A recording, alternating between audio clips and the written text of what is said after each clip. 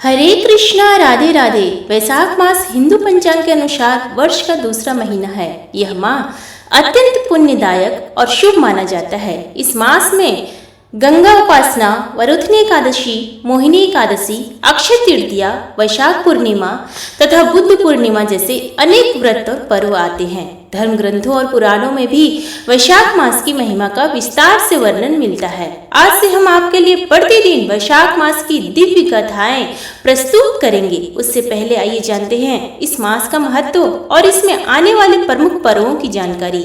वैशाख माह का नाम विशाखा नक्षत्र से जुड़ा है, जिसके स्वामी है देवगुरु बृहस्पति।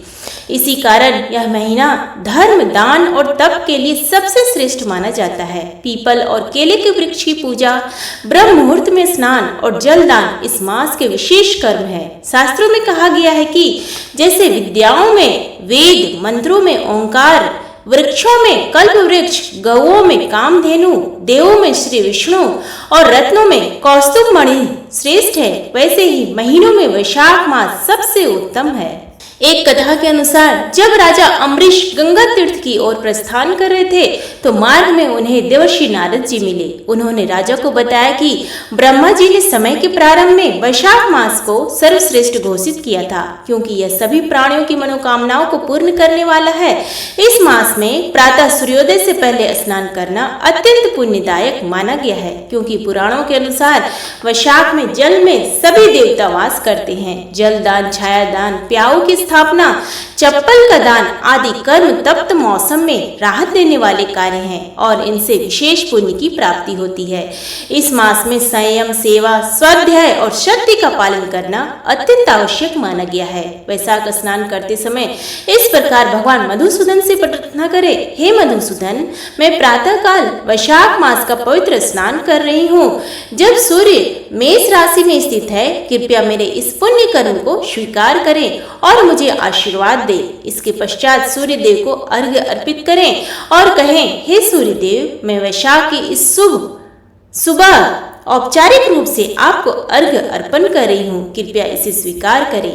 इस मास में एकादशी व्रत, अमावस्या पर पितृतर्पण, अक्षय तृतीया पर शुभारंभ और पूर्णिमा पर विष्णु और बुद्ध पूजा अत्यंत फलदायी माना जाता है। साल 2025 में वैशाख का महीना 13 अप्रैल दिन रविवार से प्रारंभ होकर 12 मई दिन सोमवार तक रहेगा, जिस दिन बुद्ध पूर्णिमा का व्रत रहेगा और वैशाख महीने का सबसे पहला त्योहार पड़ेगा वैशाखी का, जो कि 14 अप्रैल सोमवार को मनाई जाएगी।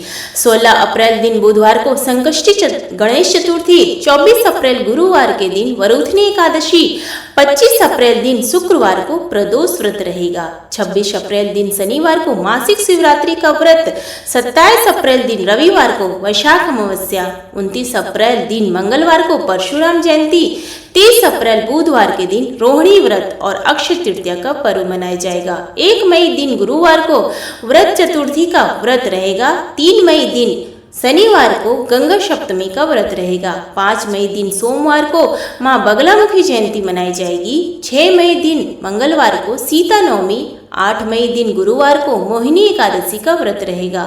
9 मई दिन शुक्रवार को परशुराम द्वादशी और प्रदोष व्रत रहेगा। 11 मई दिन रविवार को नरसिंह जयंती मनाई जाएगी और 12 मई दिन सोमवार को वैशाख पूर्णिमा का व्रत रहेगा, जिसे बुद्ध पूर्णिमा के रूप में भी मनाया जाता है। और इस तरह से 12 मई दिन सोमवार को वैशाख का महीना समाप्त हो जाएगा।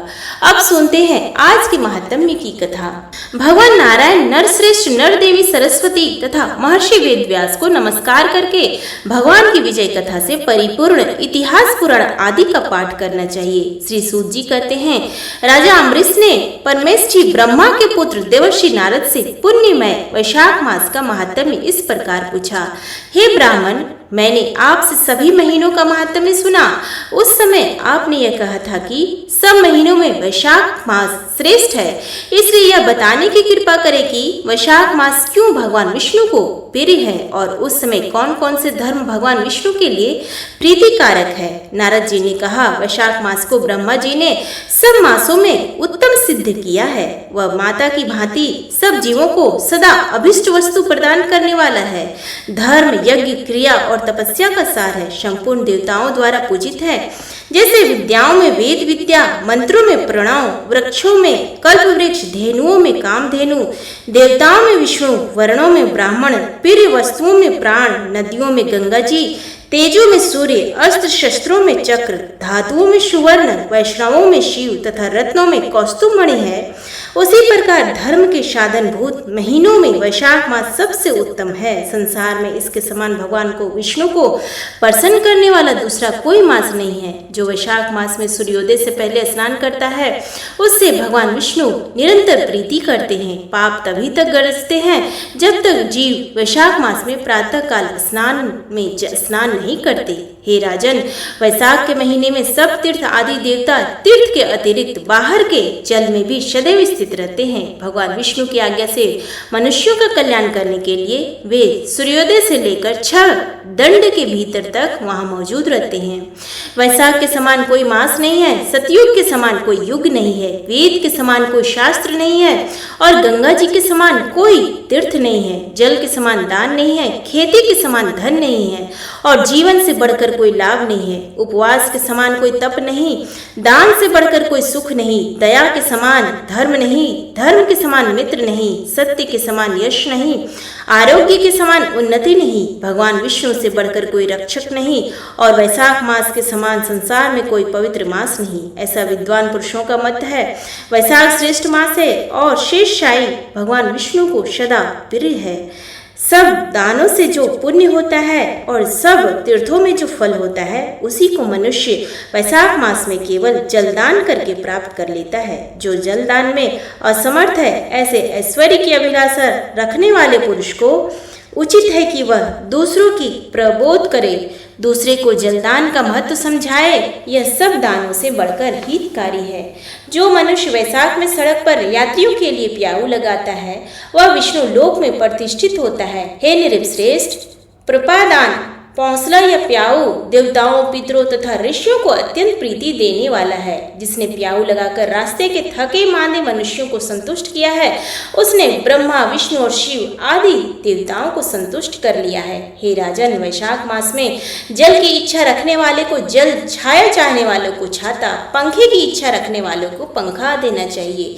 हे राजेंद्र, जो प्यास से पीड़ित महात्मा पुरुष के लिए शीतल जल प्रदान करता है वह उतने ही मात्र से 10,000 राजसूय यज्ञों का फल प्राप्त करता है। धूप और परिश्रम से पीड़ित ब्राह्मण को जो पंखा डुलाकर हवा करता है वह उतने ही मात्र से निष्पाप होकर भगवान का पार्षद हो जाता है। जो मार्ग से थके हुए श्रेष्ठ द्विज को वस्त्र से भी हवा करता है वह उतने से ही मुक्त हो भगवान विष्णु का सायुज्य प्राप्त कर लेता है। जो शुद्ध चित्त से ताड़का पंखा देता है वह सब पापों का नाश करके ब्रह्मलोक को जाता है। जो विष्णु प्रिय वैशाख मास में पादुका का दान करता है वह यमदूतों का तिरस्कार करके विष्णु लोक में जाता है। जो मार्ग में अनाथों के ठहरने के लिए विश्रामशाला बनवाता है उसके पुण्य फल का वर्णन किया नहीं जा सकता।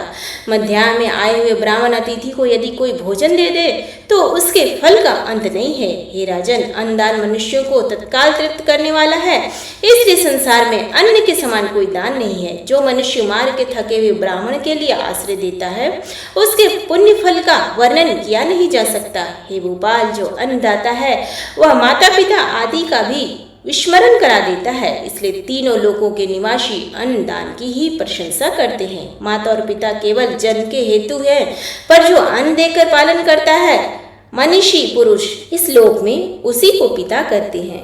उम्मीद है आपको आज का ये वीडियो पसंद आया हो। वीडियो पसंद आया तो प्लीज़ वीडियो को लाइक करें, शेयर करें, चैनल पर नए हैं तो सब्सक्राइब करें और कमेंट बॉक्स में जय श्री हरि विष्णु, हरे कृष्णा, राधे राधे लिखना ना भूलें। धन्यवाद।